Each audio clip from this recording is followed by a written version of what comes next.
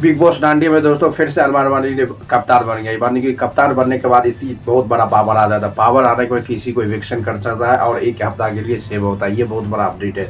जिस तरह से अरमान मलिक दूसरा बार कप्तान बना बिग बॉस हाउस में, इससे पता चलता है वो किसी को रिस्क, जब बिग बॉस बोलेगा किसी को एलिमिनेशन में, उसको एलिमिनेट भी कर सकता है। ये पावर मिल गया क्योंकि अरमान मलिक जो टास्क हुआ था उसमें सबका सब माइंड सेट खेलने वाला था। माइंड सेट यानी कि माइंड से खेलना पता ये टास्क के दौरान भी किसी को एक गोल सर्कल में आके रनिंग करके बैठना था। दो दो का जोड़ी था ना, यानी कि सिंगल की जोड़ी था। इस रनिंग में आके इसमें बैठना था। सबसे बड़ा कहानी था कि अरमान मलिक बहुत माइंड सेट पर पहले था और पहले से भी पता था कि बिग बॉस को क्या करना है क्या नहीं करना है। ये बहुत बड़ा चैलेंज था। जो रनिंग करेगी गोल सर्कल में जा जाके अपना अपना सीट लेना था। उस सीट पे जो पहले बैठता है उसको नॉमिनेशन से तो एक ही, यानी एक गोल चक्कर में दोनों एक बार पड़ जाता। इसका मतलब वो है कप्तानी रेस के टास्क से बाहर हो जाएगा। उसी बाहर होने के कारण जब एक पहली राउंड में जो दोगरा है मिलजुल तवारी और फरहाना भट्ट, एक ही दोगा एक ही सर्कल पर जाकर रुक गया।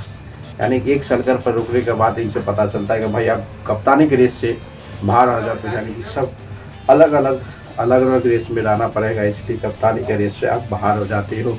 क्योंकि इसमें बहुत माइंड से खेलना था कि समय समय पर घंटी बज रहा था। घंटी बजने के बाद एक सर्कल था, सर्कल में आना था सभी को। और सर्कल में जो आया नहीं आया वो बहुत बड़ा समस्या था। जो सर्कल से बाहर एक ही सर्कल में जो टकराया, इसका मतलब चलता कि भाई तुम कप्तान रेस से बाहर हो गए हो। और दूसरा हमारा कोनिका नीलम भी एक ही, जब उसको घंटी बजाया बिग बॉस के तो वो भी सेम टू सेम एक ही सर्कल में जाके रुक गया। इसे पता चल के नीलम और कोनिका भी बिग बॉस सीजन से दूसरा कप्तानी के रेस से बाहर हो गया। और तीसरा पे आता भाई फरहाना भट्ट और अशनूर भी, और फरहाना भट्ट भी सब एक ही टास्क पे आता है। वो इससे ही पता चलता है भाई ये तो पूरी तरह कंफर्म सेट था।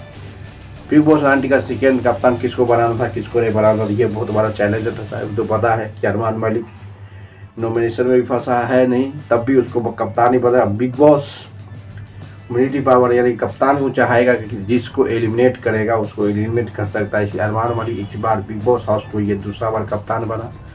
कप्तान बनते बनते बहुत बड़ा पावर भी मिला भाई। का पावर इसलिए मिला कि कप्तानी के एक हफ्ता तो सेव हो नहीं हो, बल्कि उसको तो इवेक्शन होने वाला नहीं है भाई बिग बॉस में। क्योंकि अरमान मलिक टॉप 5 में जा रहा है, ये कन्फर्म है।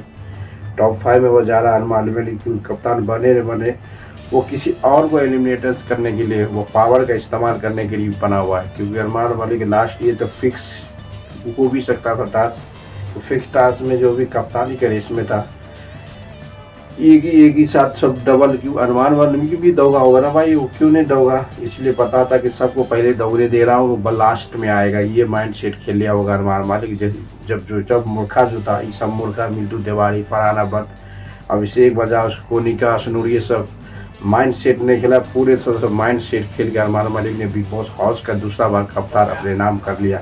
इसे पता चलता है कि भाई बिग बॉस में माइंड सेट खेलना था। यानी स्टार्टिंग में रनिंग नहीं करना था, बाद में रनिंग करना था, तभी कुछ होता। बल्कि ये सब स्टार्टिंग में ये दोनों रनिंग कर लिया और कप्तानी रेस से बाहर हो गए। सबसे बड़ी कहानी ये था कि कप्तानी रेस से बाहर होने के लिए भाई ये टाइम था, ये लास्ट में ये दोनों रनिंग किया। अरमान मलिक को पता था कि लास्ट में रनिंग करेंगे तो कोई न कोई पहले एलिमिनेशन हो जाएगा, उसके बाद हम सिंगल बच जाएगा, सिंगल हमारा टास्क जीत जाएगा। यही सोच लिया अरमान मलिक पहले ही।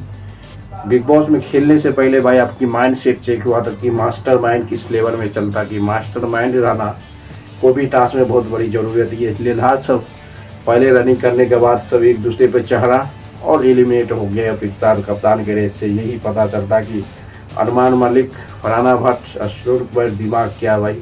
ये अशनूर भी अभिषेक बजाज भी अपने आप भी जग लिया भाई। ये बहुत बड़ा कहानी था।